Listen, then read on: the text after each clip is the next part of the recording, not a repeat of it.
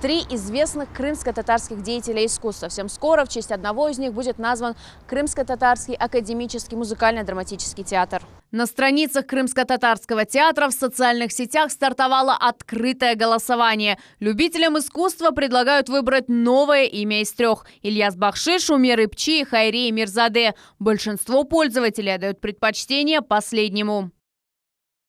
Все достойны, безусловно, но все-таки Хайрия Мирзаде. Хайрия Мирзаде – актер театра и кино, народный артист Крымской ССР. Больше всего он запомнился народу своей ролью легендарного и благородного крымского разбойника Алима Айдамаха в фильме «Алим». По сценарию Умера Ипчи. Это уже второй кандидат. Крымско-татарский писатель и драматург. Именно он вел историческую драму на крымско-татарскую сцену.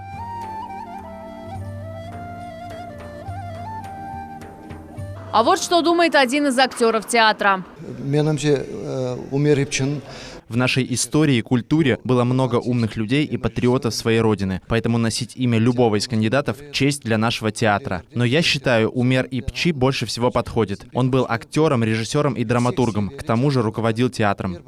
Мы провели опросы в Крымском инженерно-педагогическом университете. Там большинство принимает кандидатуру Ильяса Бахшиша. Я думаю, что можно было бы присвоить композитора Ильяса Бахшиша, потому что он очень известный, талантливый человек был. Ильяс Бахшиш, он достоин.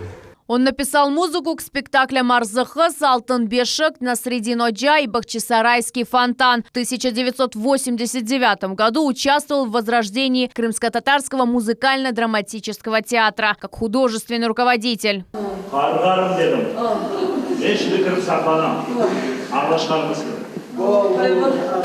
Итоги голосования подведут 27 ноября. В этот день Крымско-татарский театр отметит свой 30-летний юбилей. Эльмаса Блакимова, Виталий Голубев, телеканал «Миллет».